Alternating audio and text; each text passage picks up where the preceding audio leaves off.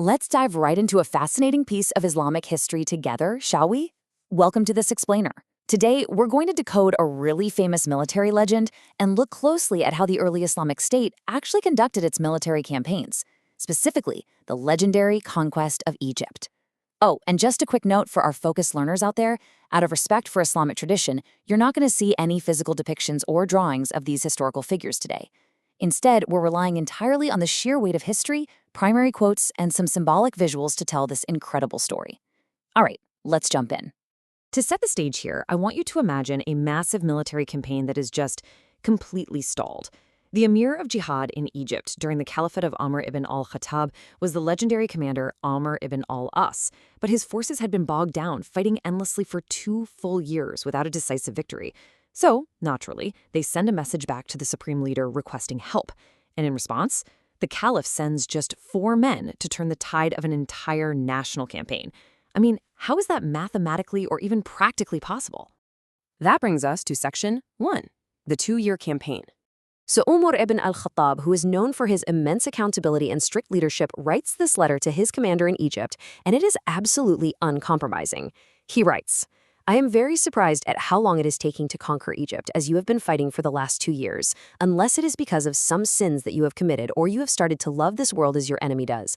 Wow, that is heavy. He's directly questioning their spiritual sincerity and worldly attachments. But then he delivers this crucial reinforcement, saying, "I am sending to you 4 individuals, and I have told you that each one of them is equivalent to 1,000 men as far as I know." Now that sounds like a mystical promise, right? 4 men to literally save an entire army? Let's look at Section 2, Myth versus Historical Reality. You know, what's really interesting about this historical anecdote is how easily it can be misunderstood today. Over time, legends grow, and this brilliantly illustrates the pivot from legend back to practical statecraft. The myth that kind of developed is that these 4 men were simply so holy, and their iman, their faith, was so unimaginably high that they just walked out onto the battlefield all by themselves, and victory was granted purely through their spiritual perfection. The assumption there is that to gain victory, we just have to sit back and perfect ourselves spiritually. But actually, the historical reality was very different. They didn't around alone. These 4 men were elite generals, and each one of them was at the head of 1,000 men. That's right, 4,000. The reality is that Umar reinforced the Egyptian front with 4,000 highly trained troops. So the victory wasn't just mystical perfection. It was a combination of intense faith paired with major military logistics. Umar sent 4 generals whose combined closeness to Allah and deep, unmatched military experience made them legendary force multipliers. They literally multiplied the effectiveness of the 4,000 men they brought with them. Which leads us to Section 3, the 4 elite generals. First up is az-Zubayr ibn al-Awwam. Now this man was an absolute prodigy of combat. He was one of the 10 companions promised Jannah, or paradise, and he was a fearless horseman and warrior, right from his childhood. In fact, historians note him as the person who lifted the very first sword in Islam. So he wasn't just some spiritual figurehead, he was a genuinely terrifying presence on a battlefield. Just to give you an idea of his sheer battlefield experience, one of his companions once looked at Zubayr's body and noted that his chest looked like hollowed eyes. What that means is the stab wounds and sword scars he had taken were so deep and so numerous that his very tissue had caved in, completely spotting his body. When asked about it, az-Zubayr simply replied, "By Allah, I haven't received one of them except while I was with the Prophet and in the cause of Allah." That is the caliber of veteran we are talking about here. Next on the roster is al-Miqdad ibn al-Aswad. He was one of the very first 7 people to ever accept Islam, enduring the absolute hardest early days of the religion. His peers literally referred to him as our hero. But tactically speaking, he was known as the very first cavalryman to strive in the way of Allah. He was a true pioneer in mounted warfare for the early Muslims. But you know, al-Miqdad's value wasn't just in his sword arm. It was in his psychological leadership.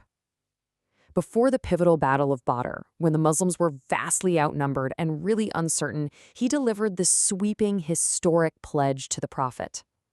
He said, "By Allah, who has sent you with the truth, if you take us to the end of the world, we will tolerate all hardships until we reach it with you. We will fight on your left, your right, in front of you, and behind you." I mean, just imagine being a regular soldier in Egypt, totally exhausted after 2 years of stalemate. And this guy rides into your camp. The morale boost alone is worth 1,000 men. Then we have our third general, Umar ibn Al-Khattab, who was both a political and military titan. He was one of the Ansar, the helpers from Medina, and he was there at the very beginning, giving the first pledge of al-Aqaba. He was even one of the 12 chosen clan leaders, or Naqib.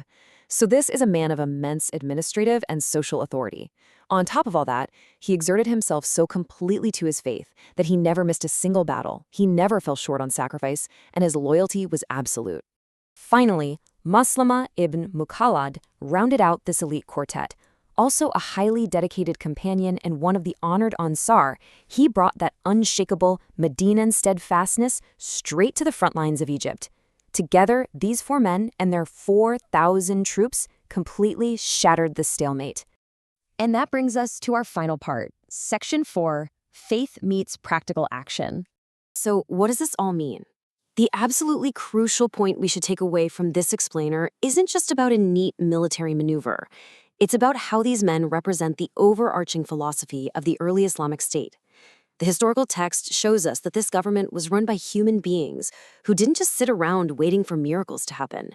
They operated within their sphere of control to completely maximize their practical earthly efforts. Umar didn't just pray for Umar ibn Al-Aas. He diagnosed a potential morale or discipline issue, sent a deeply motivating letter, and dispatched 4,000 highly trained reinforcements, led by the foremost hardened, battle-tested, psychologically unshakable veterans he had. They coupled immense spiritual devotion and dua, supplication to Allah, with maximized practical military strategy and manpower. The Prophet Muhammad is reported to have said, "My companions are like stars. Whichever of them you use as a guide, you will be rightly guided." They really are a model of prophethood applied to human governance. So as you reflect on this incredible balance of intense, unyielding faith and rigorous, gritty, earthly effort, I want to leave you with this. How can we apply this exact model, utilizing both maximum strategic effort and pure spiritual sincerity in our own modern challenges? Think about that for a bit, and we'll see you in the next explainer.